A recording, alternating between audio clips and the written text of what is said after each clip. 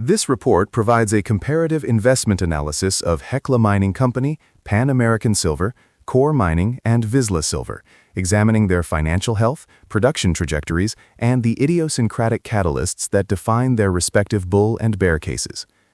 The foundation of Hecla's production remains the Greens Creek mine in Alaska.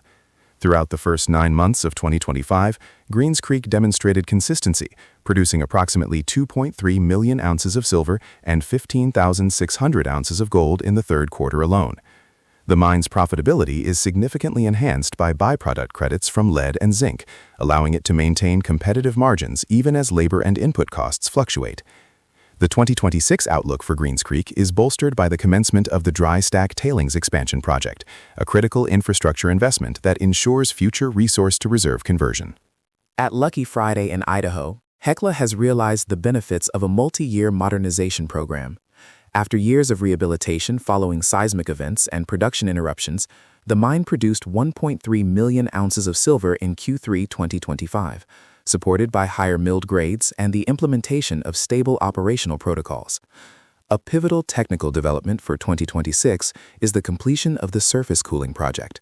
Expected to be operational in the first half of 2026, this project is engineered to lower underground temperatures, which will not only enhance the health and safety environment, but also permit the extraction of deeper, higher-grade ore bodies that were previously inaccessible. Keno Hill in the Yukon has transitioned from a ramp-up phase to a steady-state contributor. In Q3 2025, production rose 20% sequentially to 898,328 ounces of silver. The improvement in power reliability and mill throughput suggests that Keno Hill will be a primary driver for Hecla's goal of reaching a consolidated annual silver production of 20 million ounces by late 2026. The financial results reported for 2025 indicate a period of record-setting performance for Hecla. Quarterly revenue peaked at $410 million in the third quarter of 2025, a 35% increase year-over-year, driven by record silver and gold realizations. This revenue growth, coupled with operational efficiencies, translated into $101 million in net income for the quarter. Hecla's quarterly financial performance illustrates a consistent upward trajectory. Q1 2025. Revenue reached $261.3 million with net income of $28.7 million.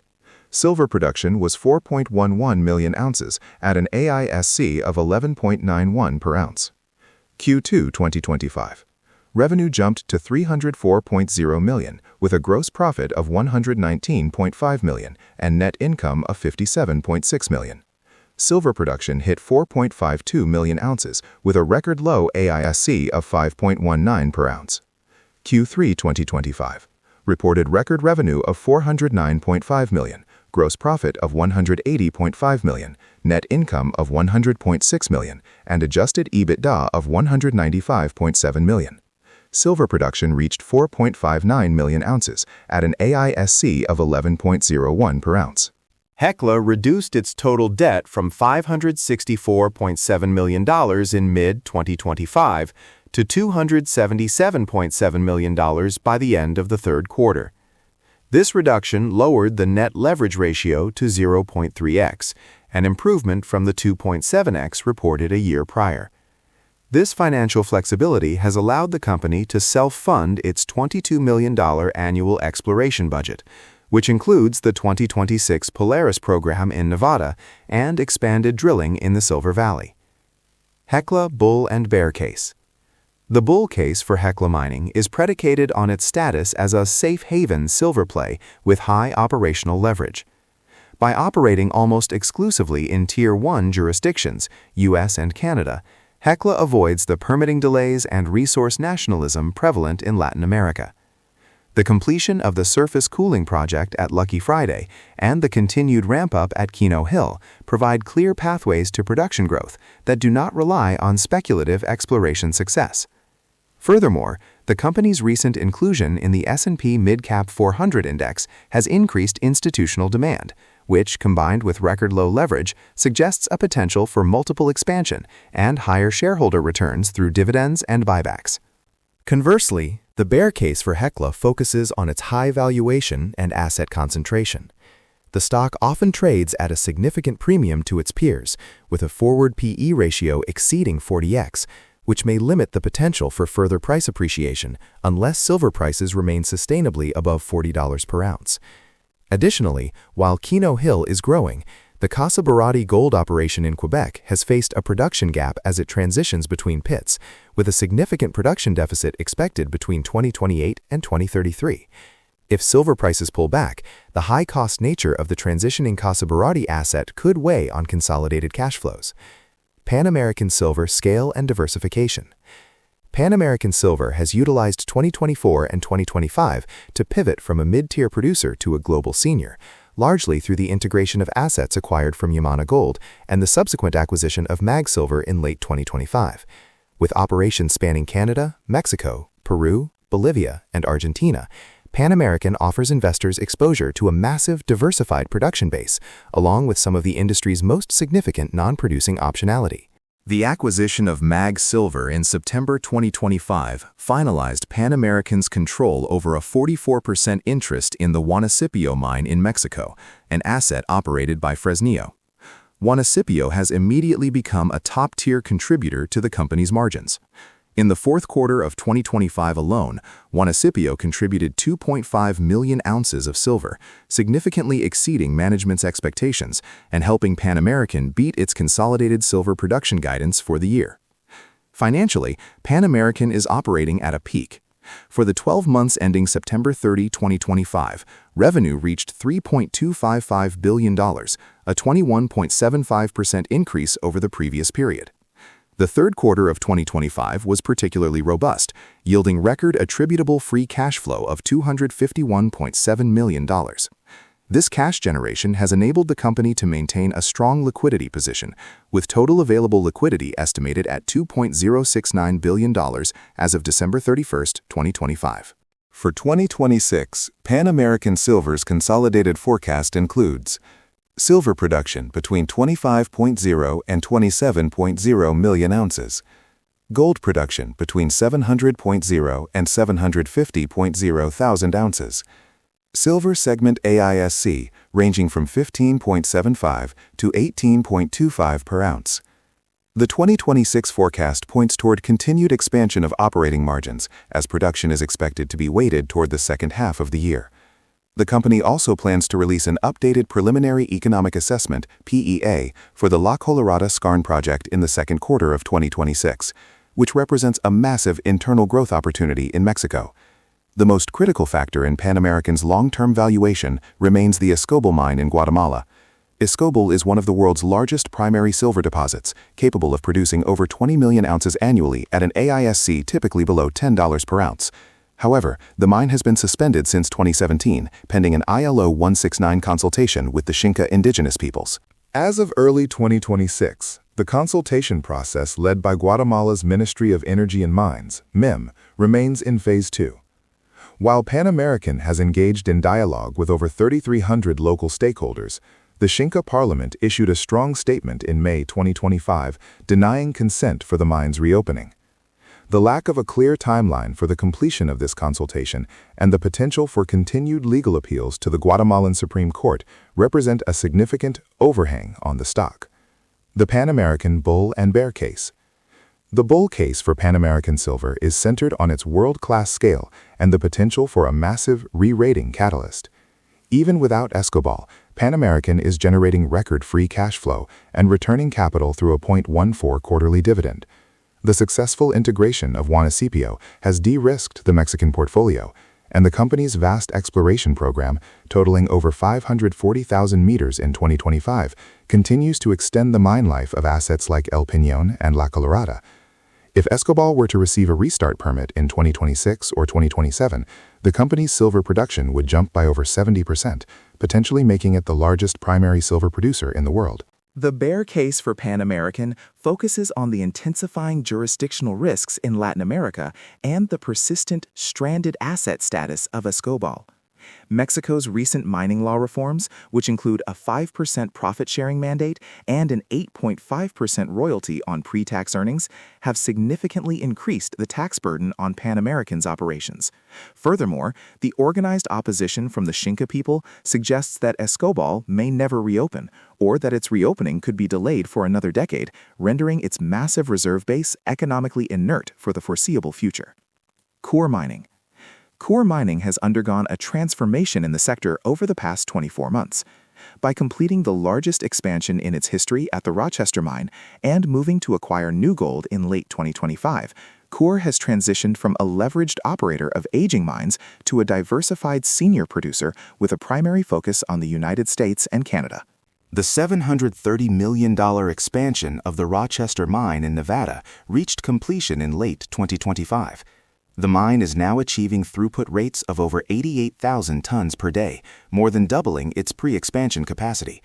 This facility is expected to produce 8 million ounces of silver and 80,000 ounces of gold annually over its initial 10-year post-expansion life. The operational ramp-up at Rochester, combined with the contribution from the Las Chispas mine, acquired via the Silvercrest merger, has fundamentally altered Coeur's financial trajectory. In Q3 2025, Coeur reported revenue of $555 million and a net income from continuing operations of $267 million. The company's net leverage ratio dropped to a historic low of 0.1x, providing the balance sheet strength required to execute its next strategic move. On November 3, 2025, Coeur announced its acquisition of New Gold, a transaction that creates a 100% North American-based senior precious metals producer with a pro forma market capitalization of approximately $20 billion. This deal adds two high-quality Canadian assets, New Afton and Rainy River, to Coeur's existing 5-mine portfolio. The pro forma targets for the combined Coeur Mining and New Gold entity in 2026 include estimated annual revenue between $4.5 billion and $5 billion, expected EBITDA of $3 billion, expected free cash flow of $2 billion, annual production of 900,000 ounces of gold and 20 million ounces of silver, North American revenue concentration exceeding 80% from U.S. and Canadian assets.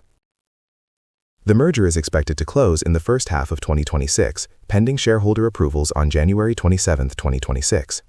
The combined entity will rank among the top 10 largest precious metals companies and top 5 global silver producers, offering a unique North American pure play for institutional investors. The Coeur bull and bear case. The bull case for Coeur Mining rests on the massive synergy potential of the New Gold merger and the operational stability of Rochester. The combined company is projected to generate $2 billion in free cash flow in 2026, providing a clear path to an investment-grade credit rating and a significantly higher dividend payout. With 80% of revenue coming from the U.S. and Canada, Coeur offers the lowest jurisdictional risk among the senior producers. Analysts anticipate a significant valuation re-rating as the company is integrated into major market indices. The bear case for Coeur highlights execution and integration risk. Simultaneously integrating the Silvercrest assets and the New Gold operations is a monumental task that could lead to operational disruptions if not managed meticulously. Additionally, the company has faced shareholder lawsuits regarding disclosure deficiencies in its merger proxy, which, while voluntarily addressed, indicate a potential for litigation-related delays. Finally, the Rochester expansion was notoriously over budget and delayed in its early phases.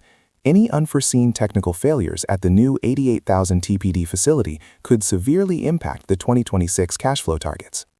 Vizsla Silver represents the high-growth, high-margin development opportunity in the sector. Its 100% owned Panuco project in Sinaloa, Mexico, has transitioned from an exploration story to a fully funded, construction-ready development project following the publication of its feasibility study in November 2025. The November 2025 feasibility study confirmed Panuco as one of the most economically robust silver projects globally. The study outlines a high-grade underground mine with a 9.4-year initial life, producing an average of 17.4 million ounces of silver equivalent, AGEQ, annually. Key outputs from the Panuco project feasibility study, based on price assumptions of $35.50 per ounce silver and $3,100 per ounce gold, include an after-tax net present value, NPV at 5%, of $1.802 billion, an after-tax internal rate of return of 111%, a rapid payback period of 7 months, initial capital expenditure of $173 million, life of mine average AISC of $10.61 per ounce of silver equivalent, average annual production of 20.1 million ounces of silver equivalent during the first 5 years. The FS assumes a 3,300-ton TPD throughput for the first 3 years, expanding to 4,000 TPD in year 4. The extremely low AISC of 10.61 positions Panaco in the bottom quartile of global primary silver operations, ensuring massive profitability even if silver prices return to the 25-30 range. A primary concern for silver developers is dilution. Vizsla has largely mitigated this through a $300 million project financing facility announced in November 2025. This facility, structured as 5-year, cash-settled capped-call convertible notes, provides the capital necessary for construction while limiting near-term dilution. With over $450 million in cash at the end of 2025, nearly double the initial capex requirement, Vizsla is one of the few fully funded developers in the space. Operationally, the project is moving toward a construction decision in the second half of 2026, once the permit is received. The company's ongoing test mine has already advanced over 700 meters, providing critical geotechnical and metallurgical data that de-risks the full-scale mine plan. The Vizsla bull and bear case. The bull case for Vizsla Silver is that it is the next great silver mine in Mexico. The project's combination of high-grade, 416 grams per AgAQ, low capex, and a 111% IRR is virtually unparalleled in the sector. Vizsla also offers significant exploration upside. The recent high-grade discovery at Animas, 897 grams per AgAQ over 5.85 meters, and the acquisition of strategic claims from Fresnillo suggest that the current 9.4-year mine life is only the beginning of a multi-decade story. For investors seeking the highest leverage to silver prices, Vizsla's low-cost structure provides the greatest margin expansion potential. The bear case for Vizsla is rooted in permitting and single-asset risk. Mexico's Ministry of Economy and the Environment Ministry are currently reviewing and updating regulations affecting mining, and a backlog of permits still exists despite some reductions in 2025. Any delay in the permit beyond mid-2026 would postpone the construction decision and first production, currently targeted for late 2027, potentially leading to a valuation air pocket as investors grow impatient. Additionally, the new 1% precious metals levy on gross revenue in Mexico represents a direct hit to the project's top-line economics. The regulatory horizon, Mexico and Guatemala in 2026. The investment outlook is heavily influenced by the evolution of the mining regulatory framework in Mexico and Guatemala. The fundamental transformation of Mexico's mining law, which took shape between 2023 and 2025, has introduced several challenges that investors must monitor closely. Mexico's new mining law and economic impact. The amendments to the mining law and national waters law have altered the landscape for explorers and producers alike. Concession terms have been reduced from 50 to 30 years, and new concessions are now subject to a public bidding process rather than the traditional first-come, first-served system. Mexico's new mining tax and regulatory framework introduces several critical burdens. An earnings-based royalty of 8.5% on EBITDA. A precious metals premium of 1% on gold and silver gross revenue. A mandatory profit sharing, PTU, payment of 5% of mining profits to local communities. A reduced concession duration of 30 years, renewable once for 25 years. A requirement for separate authorizations for water rights. For companies like Pan American and Vizsla, these costs are now codified. The elimination of preferential status for mining activities means that companies must negotiate surface rights and water access with local ejidos and communities with less legal leverage than in the past. While the Environment Ministry has begun reducing the permit backlog, the requirement for social impact assessments and financial guarantees for social compliance adds layers of complexity and cost to new developments like Pánuco. In Guatemala, the Escobal mine serves as a global case study for the implementation of ILO 169 consultation protocols. The regulatory environment in 2026 is defined by a new equilibrium between resource exploitation and indigenous rights. The Guatemalan Constitutional Court's 2018 ruling established that mining exploration and exploitation licenses granted without prior consultation are invalid. The ongoing Phase 2 dialogue for Escobal is as much a social undertaking as a technical one, and the outcome will set a precedent for all future resource projects in Central America. Comparative sector synthesis. As we enter the 2026 fiscal year, the silver mining equities are bifurcated into two distinct categories: the safe haven seniors and the high-margin leverage plays. Sector valuation and peer benchmarks. Institutional capital is increasingly favoring companies that have successfully de-risked their balance sheets and jurisdictional profiles. Coeur Mining's pro forma evolution into a $20 billion entity makes it the dominant player in the North American space, likely attracting momentum investors. Hecla remains the efficiency leader, with the lowest consolidated net leverage, 0.3x, and a focus on high-grade domestic output. A comparison of key metrics as of January 2026 shows Hecla Mining, market capitalization of approximately $17.0 billion, focused on the U.S. and Canada, with a 2026 silver production target of 20.0 million ounces. The company maintains high free cash flow and a low net leverage ratio of 0.3x. Pan American Silver, market capitalization of approximately $19.0 billion, operating in Latin America and Canada.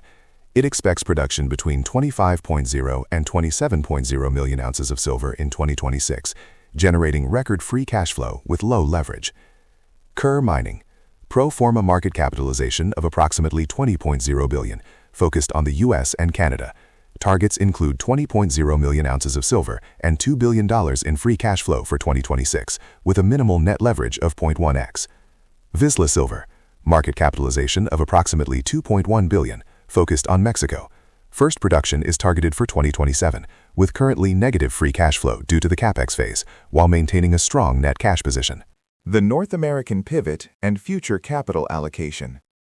The analysis suggests a clear trend: the North American pivot. Hecla and Coeur have explicitly positioned themselves to capture the premium associated with U.S. and Canadian jurisdictions, shielding their investors from the volatile political climates of Peru and Mexico. This strategy is likely to pay dividends in 2026 as global trade tensions and resource nationalism continue to rise. Pan American and Vizsla, while exposed to Latin American risks, offer the highest margin optionality. If silver prices remain above 40, the cost per ounce impact of Mexico's 8.5% royalty is mitigated by the sheer volume of profitable ounces produced. For Vizsla, the Panuco project's 111% IRR provides a massive buffer against both construction inflation and regulatory friction. Conclusion. In summary, the silver mining sector in 2026 offers a diverse array of investment vehicles suited to different risk profiles. Hecla Mining is the choice for the conservative investor seeking low leverage exposure to high-grade domestic production. Coeur Mining represents a compelling growth-to-profit story, offering the largest scale and highest free cash flow potential among the North American seniors. Pan American Silver remains the premier optionality play, where a single permit for Escobal could trigger a sector-leading re-rating. Finally, Vizsla Silver is the top pick for the growth investor, providing a fully funded Tier 1 development project with the industry's lowest projected costs. As the structural silver deficit persists, the ability of these four companies to manage their AISC, navigate local community relations, and execute on their expansion plans will be the primary determinants of shareholder value. Hecla Mining and Coeur Mining appear best positioned for institutional inclusion and stability, while Pan American Silver and Vizsla Silver offer the greatest potential for upside linked to permitting breakthroughs and exploration success. For the investor, a balanced exposure across this spectrum provides the most robust path to capturing the value of silver's transition into a critical 21st-century commodity.